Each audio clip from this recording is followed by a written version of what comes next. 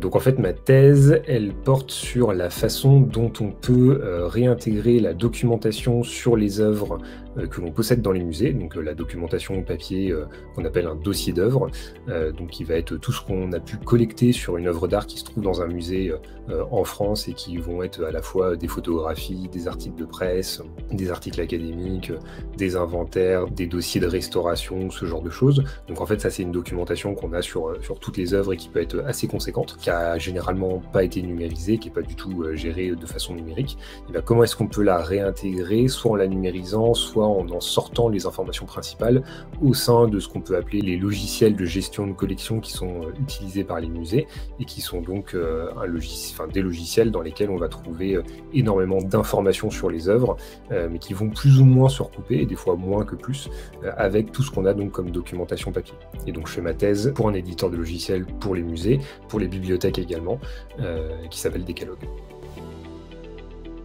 J'ai pas construit ma thèse de la façon la plus classique qui soit, c'est-à-dire j'ai pas d'abord trouvé un laboratoire et un directeur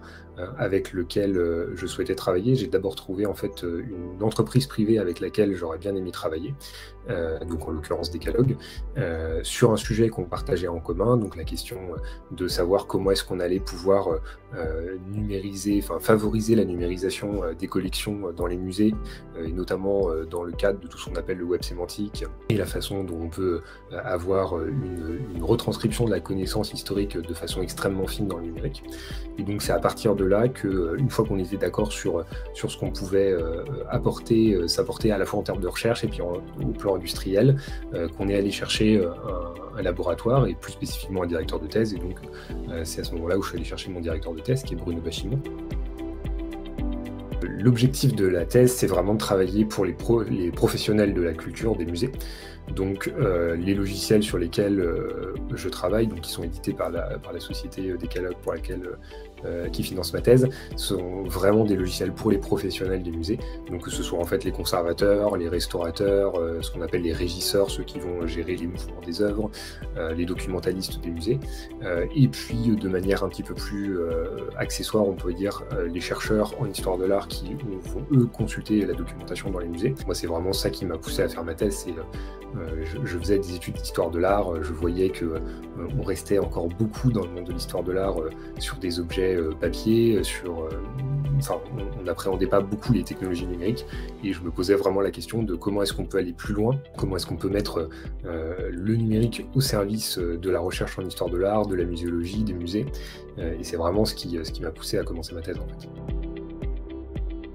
La thèse, ça n'a strictement rien à voir avec les études. Et ça, souvent, je rencontre des étudiants qui peuvent être assez intéressants, qui développent vraiment une réflexion qu'on pourrait avoir dans une démarche de recherche, dans une démarche de thèse notamment, à qui je demande est-ce que ça te plairait de continuer en thèse, et qui me disent ah non, j'en ai vraiment trop marre des études, je veux arrêter, je veux aller travailler. En fait, la thèse, c'est vraiment travailler. Souvent, on considère que les doctorants sont des étudiants. Alors certes, on a une carte d'étudiant, mais concrètement, c'est nous qui donnons les cours, c'est pas nous qui les recevons. Je pense qu'à court terme, je vais continuer dans la recherche privée, probablement, notamment parce que, en fait, autant il y a quand on fait une thèse CIFRE, c'est vachement soutenu par l'État pour que, effectivement, les entreprises prennent des doctorants CIFRE, et donc il y a de grosses remises fiscales pour le faire, mais c'est aussi largement le cas quand on est jeune docteur, et c'est même encore plus le cas quand on est jeune docteur. On a des grosses incitations fiscales pour les entreprises à embaucher les